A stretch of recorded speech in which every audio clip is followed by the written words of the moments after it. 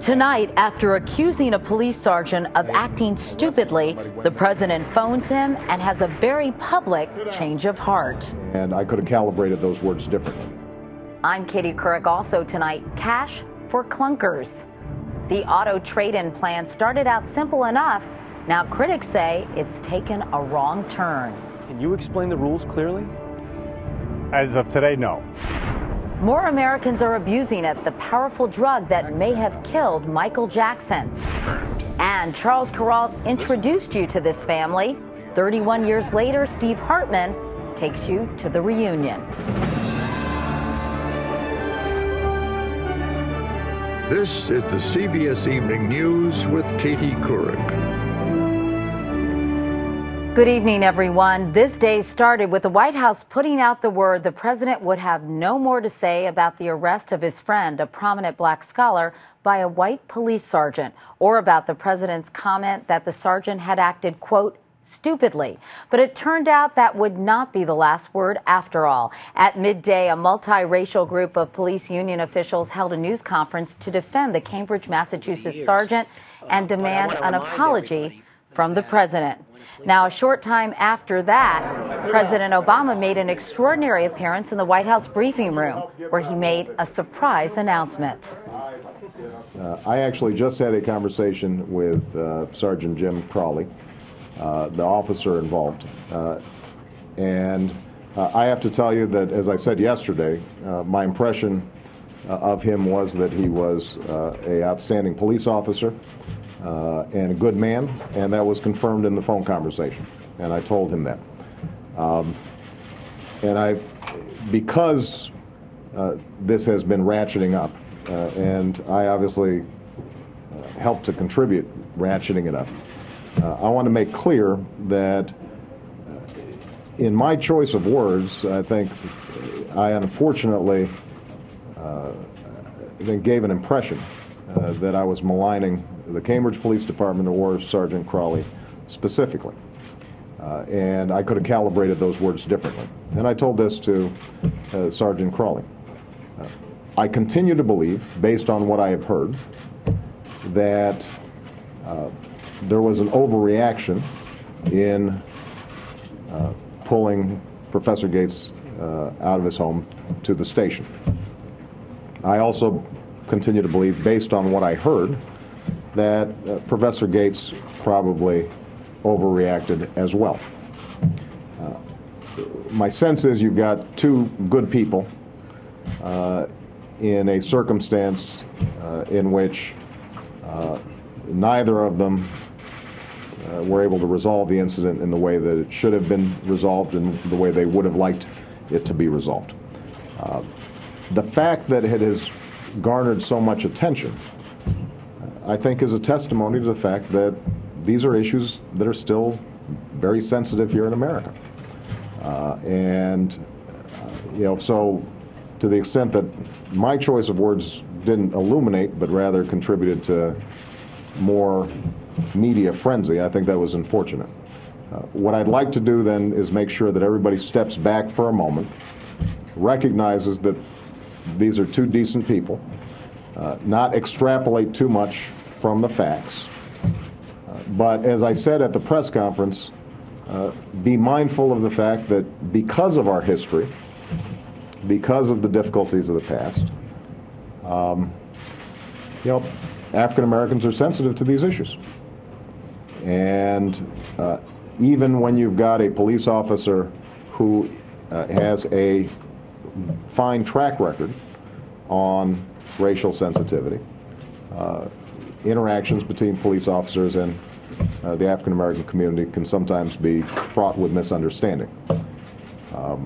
My hope is that as a consequence of this event, this ends up being what's called a teachable moment, where all of us, instead of pumping up the volume, spend a little more time listening to each other and try to focus on how we can generally improve relations between police officers and minority communities, and that instead of flinging accusations, we can all be a little more reflective in terms of what we can do to contribute to more unity. Lord knows we need it right now, because over the last 2 days, as we've discussed this issue, I don't know if you've noticed, but nobody's been paying much attention to health care. At the end of the conversation, there was discussion about my conversation with Sergeant Crawley. There was discussion about he and I and Professor Gates having a beer here in the White House. We don't know if that's scheduled yet, but we may put that together. Thank you, guys. And after that appearance in the briefing room, the president called Professor Gates, presumably to extend an invitation to have that beer. Now, with reaction to the president's latest comments, here's Bill Whitaker.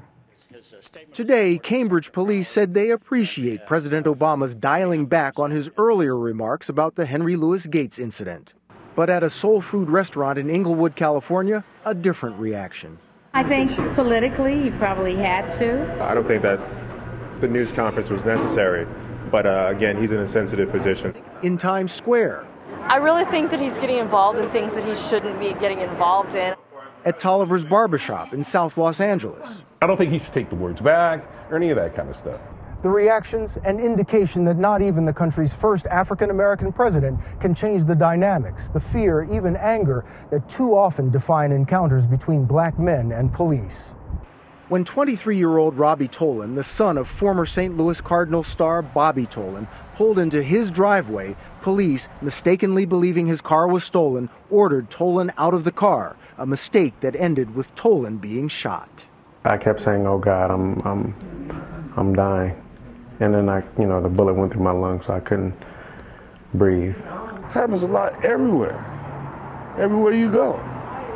It's like they just harass you for no reason. And what about President Obama's call to make this a teachable moment? Can this be an opportunity to bridge the divide? It will still go on, it will continue to go on. The key is you have to learn how to navigate through racism or any of that stuff. American history has shown this to be a hard lesson with a steep learning curve.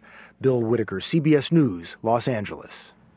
Bob Schieffer is our chief Washington correspondent and anchor of Face the Nation. Bob, you've covered Washington for a long time.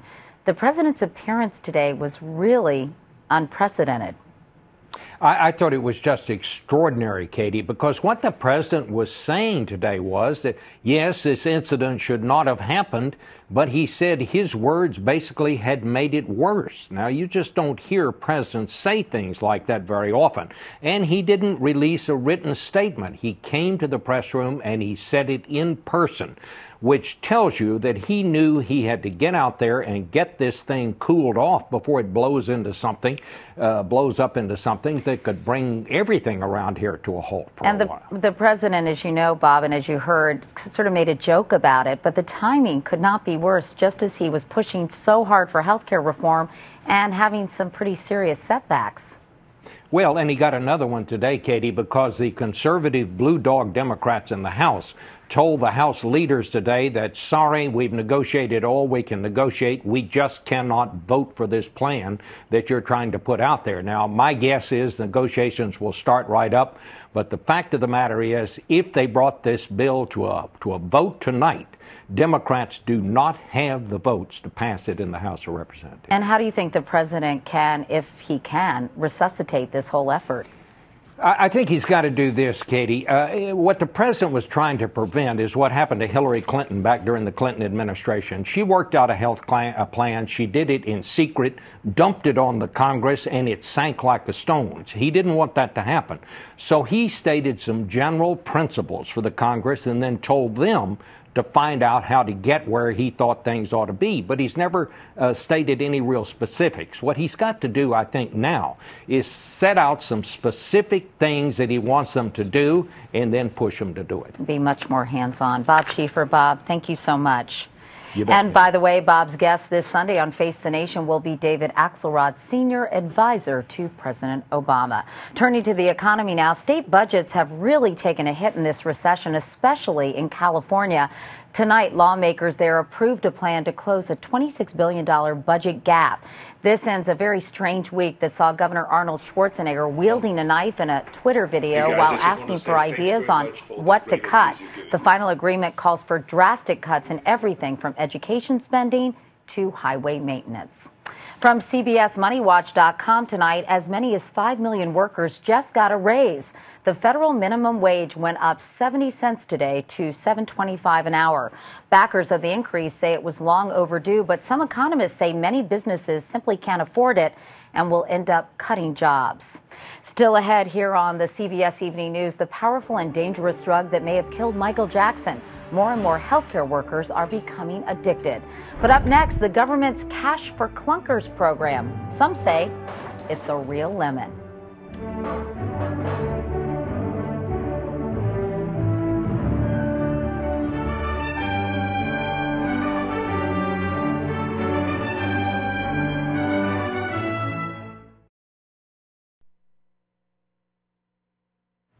The government rolled out a new billion-dollar program today called Cash for Clunkers. It's aimed at boosting auto sales and getting Americans to drive more fuel-efficient vehicles. But as Jeff Glor tells us, already there are problems. Jim Rusimano's Chevy Buick dealership in northern New Jersey is still recovering after business dropped by half late last year. Are you driving a clunker? So Cash for Clunkers sounds like a great way to get customers back.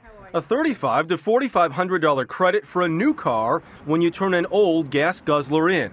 An added bonus, getting the most wasteful, polluting cars off the road. We're excited. I'm kind of thinking if I can sell another 7 to 10 cars a month, we'd be pretty happy about that. There's only one problem. I'm a customer. I call up and say, I'd like to do this program.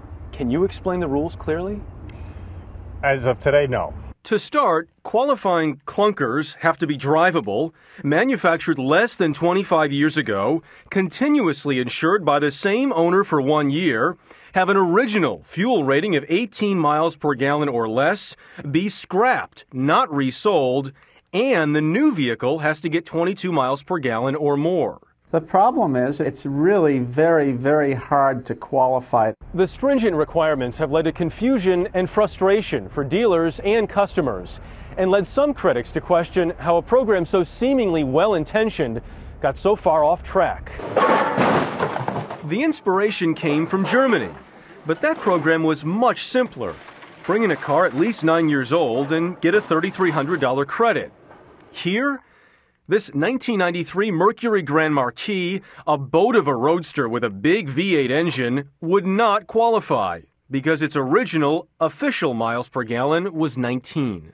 I think the biggest mistake was to just make it so complicated. I think they kind of played a little bit of the political game and then lost the whole point of the program. While this may not boost sales nearly as much as the industry would like, it is getting people into showrooms. We're just glad to have the fuel efficiency and a cool new car. Drivers hoping to trade in their clunkers for cash, as complicated as that might be. Jeff Glor, CBS News, Nutley, New Jersey. And coming up next, addicts in the ER, hospital workers hooked on the powerful drug that may have killed Michael Jackson. In sports tonight, international swimming regulators have banned those high-tech bodysuits from professional and Olympic meets. The suits are made from materials that create less resistance in the water. Swimmers shattered 108 world records last year, 30 more so far this year. And still ahead, some of you met them 3 decades ago. Up next, we'll take you to a family reunion. Assignment America is sponsored by U.S. Bank. All of us serving you. Member FDIC.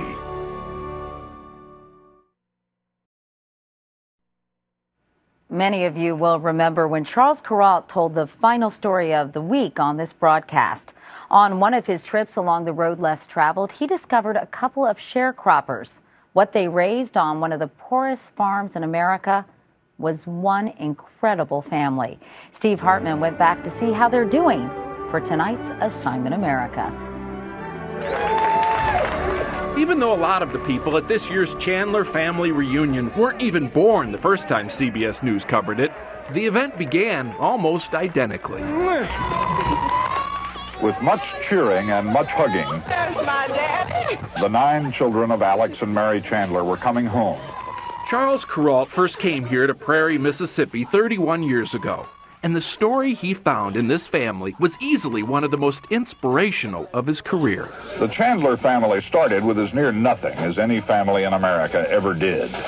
Alex Chandler remembers the time when he had a horse and a cow and tried to buy a mule and couldn't make the payments and lost the mule, the horse, and the cow.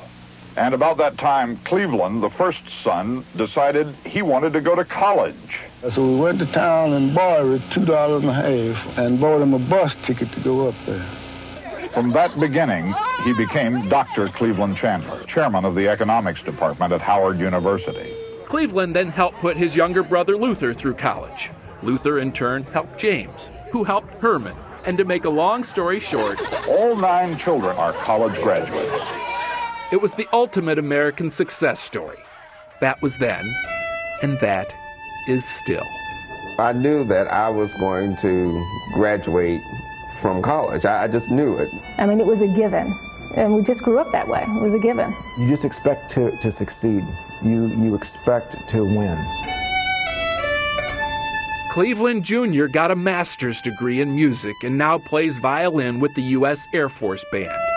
His sister Kim wasn't as musically gifted, so she just became a neurosurgeon. Today there are 37 Chandler grandchildren with more than 37 college degrees. Talk to the original Chandler children. Bring me a chair. They'll credit their family's continued success on faith, family, education, and appreciation for the sacrifices that came before. Of course, the challenge for future generations will be keeping that history alive.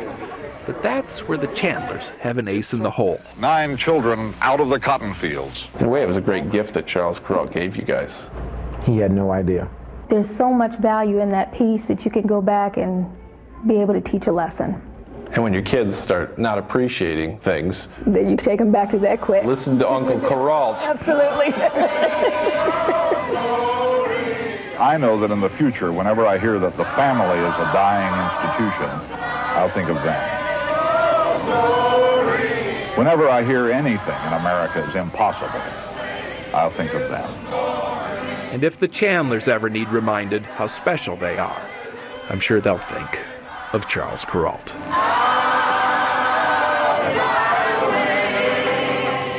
I know folks are going to want to see the whole Charles Kuralt story, so we posted it on our website. Go to Assignment America and you'll find it there. And now there's another story, hopefully, that will inspire future generations of Chandler children. Let's hope so. Yeah. All right. What about next week, Okay, Steve? next week, we're going to find help for the homeless in fine literature. This is a crazy story. How they're doing it in Boston next Friday night. All right. Looking forward to that, as always, Steve. Thanks so much. And that is the CBS Evening News. I'm Katie Couric in New York. Thank you for watching this week. Jeff Glor will be with you tomorrow, and I'll see you on Monday. Until then, have a terrific weekend, and good night.